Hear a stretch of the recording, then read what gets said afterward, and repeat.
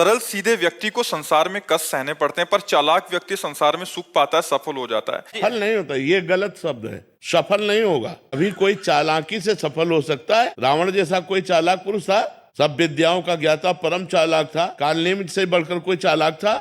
पूरी संजीवनी बूटी जैसी ही द्रोणागिरी में हर औषधि को कर दिया और साधु बनकर बैठ गया। हनुमान जी ने मार डाला, राम जी ने रावण को मार डाला, रहा न को कुल रोवन हारा। चालाक पुरुष सफल कैसे हो सकता? नहीं, सीधा सरल पुरुष कष्ट पा सकता है, पर सफल सीधा और सरल सच्चाई पर चलने वाला हो। जैसे धर्मराज युधिष्ठिर बिल्कुल सीधे थे, यहां तक इतने सीधे थे कि युद्ध क्षेत्र में कल कौन सी रणनीति है वो जाके दुर्योधन सीधे पूछ लेता था। भ्राताश्री कल कौन सा चक्रव्यूह रचना है वो बता देते थे। इसीलिए भगवान दो बैठक करते थे, एक युधिष्ठिर के साथ और एक युधिष्ठिर से अलग। युधिष्ठिर के साथ जो बैठक की वो चक्रव्यूह रचना ही नहीं होगी, क्योंकि वो दुर्योधन को पता हो। इतने सरल थे कि वो आके पूछ लेते, वो पूरी बात बता देते थे। तो आप देखो विनाश किसका हुआ? चतुर चालाक, जिसके साथ शकुनी, दुशासन, कर्ण, दुर्योधन के साथ इतने चालाक, चालाकी की हद थे ये लोग। तो क्या ये लोग सफल हुए?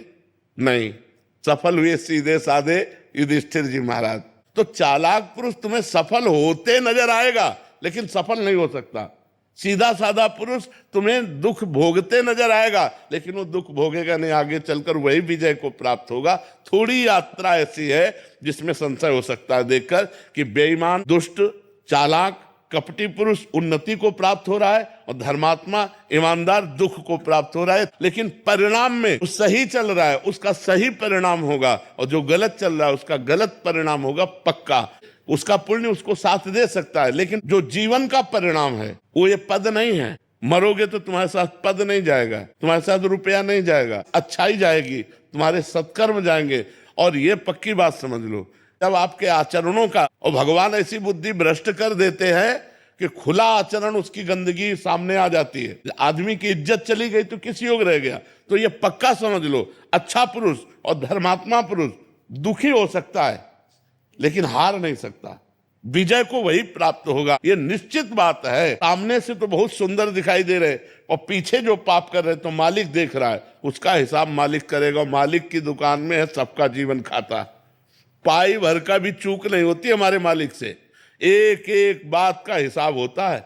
अगर हमने अंगुली भी उठाई है तो उसका भी हिसाब है कि क्यों उठाई और कैसे उठाई। परमात्मा सबको देख रहा है, इसलिए ये मत जानो कि कोई देख नहीं रहा है, हम अच्छाई कर रहे हैं, हमें बुराई पर बुराई मिलती चली जा रही, कोई हमारे देख नहीं। परमात्मा देख रहा है। और जो एक है कि मैं छल कपट बुराई से बढ़ रहा हूं, तो देख लेना तुम नष्ट हो जाओगे।